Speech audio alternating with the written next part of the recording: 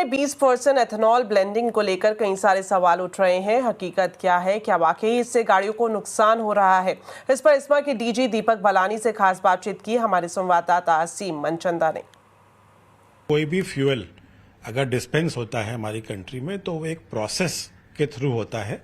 इसका एक BIS standard बनता है जिसमें सारे स्टेक होल्डर्स और सारे एक्सपर्ट्स होते हैं।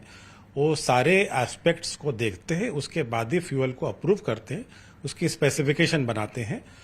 एक ARAI जो संस्था है जो इसमें ऑटोमोटिव रिसर्च में है, वो पूरी गाड़ी की टेस्टिंग होती है। तो E20 का एक BIS स्टैंडर्ड है, गाड़ियां इस पे टेस्ट हो चुकी हैं। सरकार ने इस पे बड़े क्लियरली एक क्लैरिफिकेशन दिया हुआ है कि इससे कोई व्हीकल डैमेज की कोई रिपोर्ट नहीं है और इसमें कोई प्रॉब्लम नहीं है। तो ये मिस इन्फॉर्मेशन नहीं होना चाहिए। हमको हार्ड फैक्ट और नॉलेज बेस्ड देखना चाहिए। देखिए, ब्राजील और US में आज से नहीं 30-33 साल से इथेनॉल ब्लेंडेड प्रोग्राम चल रहा है और अभी तक भी कोई वाइड स्प्रेड व्हीकल डैमेज की कोई रिपोर्ट नहीं है। अच्छा, सबसे पहले तो जो कंसर्न है लोग उठा रहे हैं कि उनका माइलेज काफी कम हो गया है। आपकी स्टडीज भी कुछ कहती हैं कि 5 से 6% के आसपास का कम देखने को मिला, तो माइलेज कम होने का कंसर्न है। देखिए, इथेनॉल जो फ्यूल होता है उसमें उसकी एनर्जी कंटेंट जो कैलोरीफिक वैल्यू थोड़ी कम होती है, उससे लगभग 2 से 3% माइलेज कम हो सकता है।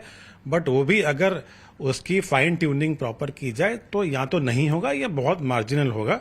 ये ऑलरेडी ऑटो कंपनीज ने ये ट्यूनिंग कर चुकी है। आपने कहा कि 2 से 3%, लेकिन स्टडीज बता रही है कि 6 से 7% हो रहा है। देखिए, अगर बहुत पुरानी व्हीकल है, अगर मेंटेन्ड व्हीकल नहीं है, अब आप 15 साल पुरानी व्हीकल लेके बैठे हैं और मेंटेन नहीं करते हैं, तो वो तो नॉर्मल पेट्रोल भी भराएंगे तो उसमें भी एफिशिएंसी कम मिलती है।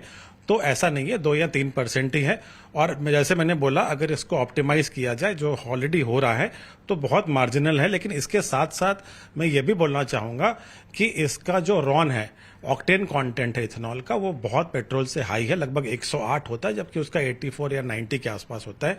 इससे पावर ज्यादा मिलता है, इससे कंबस्टन ज्यादा होता है और इसके ऊपर जो ये ऑक्सीजनेटेड फ्यूल होता है, इससे कंबस्टन लेवल हाई होता है। तो टेक्निकली इथेनॉल जो है एक सुपीरियर फ्यूल है।